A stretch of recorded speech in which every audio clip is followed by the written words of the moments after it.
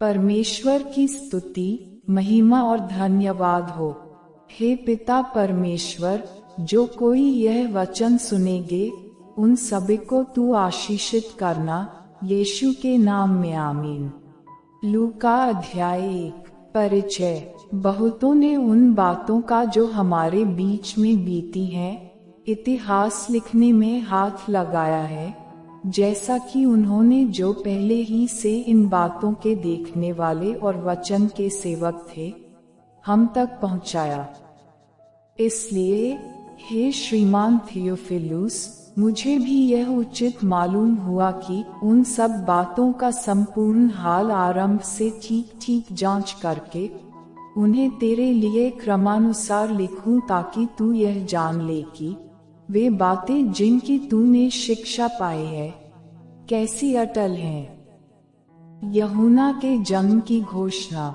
यहूदिया के राजा हेरोदेस के समय अबिय्याह के दल में जकर्याह नाम का एक याजक था, और उसकी पत्नी हारून के वंश की थी, जिसका नाम एलीशिबा था। वे दोनों परमेश्वर के सामने धर्मी थे और प्रभु की सारी आज्ञाओं और विधियों पर निर्दोष चलने वाले थे। उनके कोई भी संतान न थी, क्योंकि एलीशिबा बांझ थी और वे दोनों बूढ़े थे। जब वह अपने दल की पारी पर परमेश्वर के सामने याजक का काम करता था, तो याजकों की रीति के अनुसार उसके नाम पर चिट्ठी निकली कि प्रभु के मंदिर में जाकर धूप जलाए। धूप जलाने के समय लोगों की सारी मंडली बाहर प्रार्थना कर रही थी। उस समय प्रभु का एक स्वर्गदूत धूप की वेदी की दाहिनी ओर खड़ा हुआ उसको दिखाई दिया। जकर्याह देखकर घबराया और उस पर बड़ा भय छा गया। परंतु स्वर्गदूत ने उससे कहा, हे जकर्याह, भयभीत न हो, क्योंकि तेरी प्रार्थना सुन ली गई है, और तेरी पत्नी एलीशिबा से तेरे लिए एक पुत्र उत्पन्न होगा, और तू उसका नाम यूहन्ना रखना।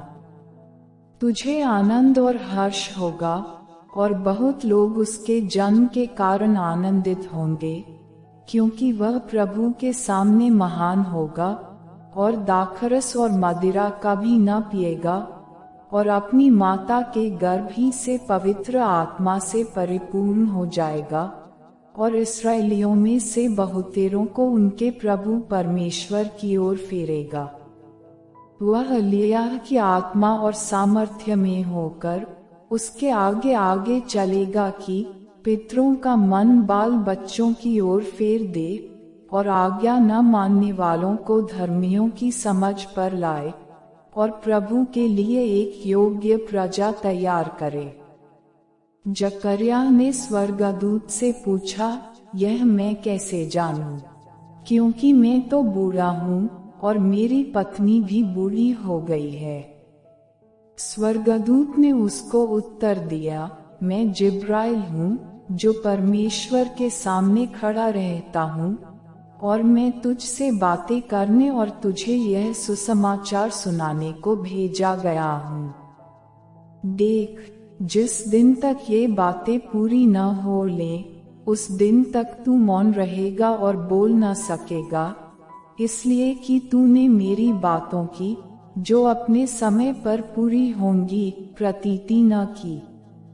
लोग जकर्याह की बात देखते रहे और अचंभा करने लगे कि उसे मंदिर में इतनी देर क्यों लगी। जब वह बाहर आया तो उनसे बोल न सका, अतः वे जान गए कि उसने मंदिर में कोई दर्शन पाया है, और वह उनसे संकेत करता रहा और गूंगा रह गया। जब उसकी सेवा के दिन पूरे हुए तो वह अपने घर चला गया। इन दिनों के बाद उसकी पत्नी एलीशिबा गर्भवती हुई, और 5 महीने तक अपने आप को यह कह के छिपाए रखा, मनुष्यों में मेरा अपमान दूर करने के लिए प्रभु ने इन दिनों में कृपा दृष्टि करके मेरे लिए ऐसा किया है। यीशु के जन्म की घोषणा। छठवें महीने में परमेश्वर की ओर से जिब्राइल स्वर्गदूत गलील के नासरत नगर में एक कुंवारी के पास भेजा गया, जिसकी मंगनी यूसुफ नामक दाऊद के घराने के एक पुरुष से हुई थी। उस कुंवारी का नाम मरियम था। स्वर्गदूत ने उसके पास भीतर आकर कहा, आनंद और जय तेरी हो, जिस पर ईश्वर का अनुग्रह हुआ है, प्रभु तेरे साथ है। वह उस वचन से बहुत घबरा गई और सोचने लगी कि यह किस प्रकार का अभिवादन है। स्वर्गदूत ने उससे कहा, हे मरियम, भयभीत न हो, क्योंकि परमेश्वर का अनुग्रह तुझ पर हुआ है। देख, तू गर्भवती होगी और तेरे एक पुत्र उत्पन्न होगा, तू उसका नाम यीशु रखना। वह महान होगा और परम प्रधान का पुत्र कहलाएगा, और प्रभु परमेश्वर उसके पिता दाऊद का सिंहासन उसको देगा, और वह याकूब के घराने पर सदा राज्य करेगा, और उसके राज्य का अंत न होगा। मरियम ने स्वर्गदूत से कहा, यह कैसे होगा? मैं तो पुरुष को जानती ही नहीं। स्वर्गदूत ने उसको उत्तर दिया, पवित्र आत्मा तुझ पर उतरेगा और परमप्रधान की सामर्थ्य तुझ पर छाया करेगी, इसलिए वह पवित्र जो उत्पन्न होने वाला है परमेश्वर का पुत्र कहलाएगा। और देख, तेरी कुटुम्बिनी इलीशिबा के भी बुढ़ापे में पुत्र होने वाला है।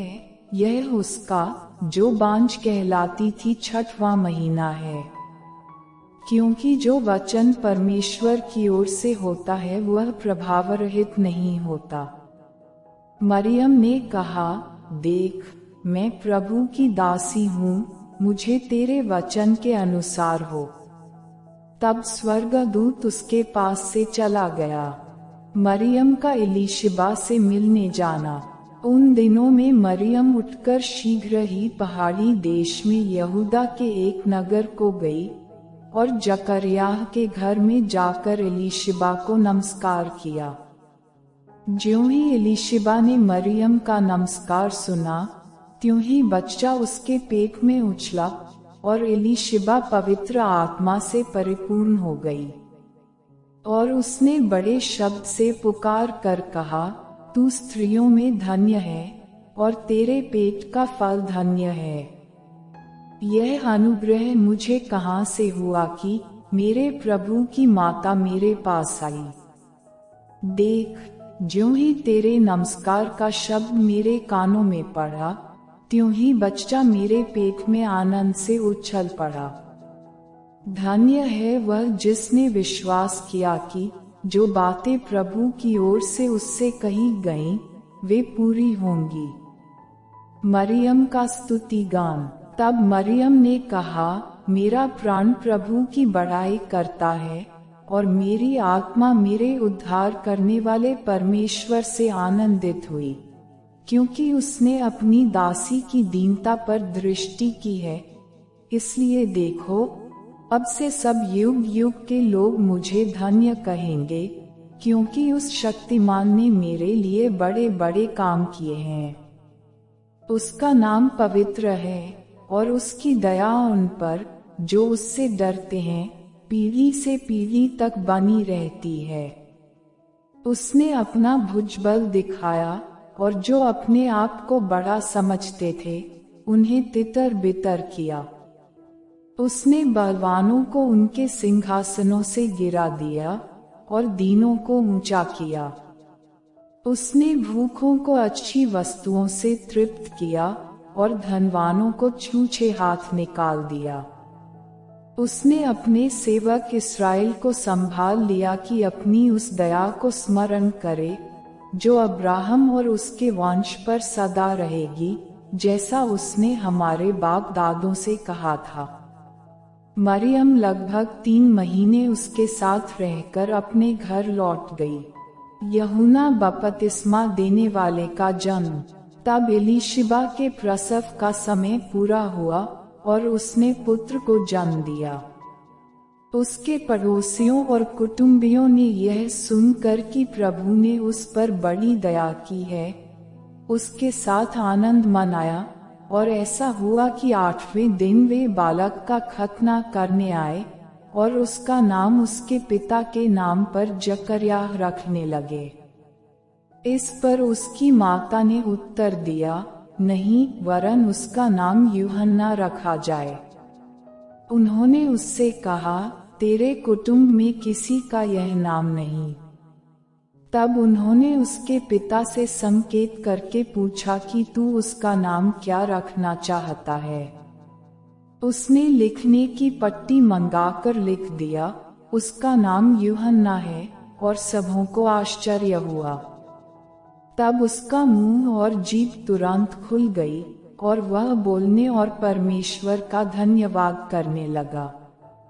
उसके आसपास के सब रहने वालों पर भय छा गया और उन सब बातों की चर्चा यहूदिया के सारे पहाड़ी देश में फैल गई।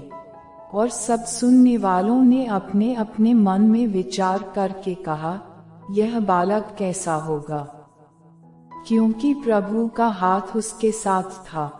जकर्याह का स्तुति गान। उसका पिता जकर्याह पवित्र आत्मा से परिपूर्ण हो गया और भविष्यवाणी करने लगा, प्रभु इस्राएल का परमेश्वर धन्य हो, क्योंकि उसने अपने लोगों पर दृष्टि की और उनका छुटकारा किया है, और अपने सेवक दाऊद के घराने में हमारे लिए एक उद्धार का सींग निकाला, जैसा उसने अपने पवित्र भविष्यद्वक्ताओं के द्वारा, जो जगत के आदि से होते आए हैं, कहा था, अर्थात हमारे शत्रुओं से और हमारे सब बैरियों के हाथ से हमारा उद्धार किया है, कि हमारे बाप दादों पर दया करके अपनी पवित्र वाचा का स्मरण करे, और वह शपथ जो उसने हमारे पिता अब्राहम से खाई थी, कि वह हमें यह देगा कि हम अपने शत्रुओं के हाथ से छूटकर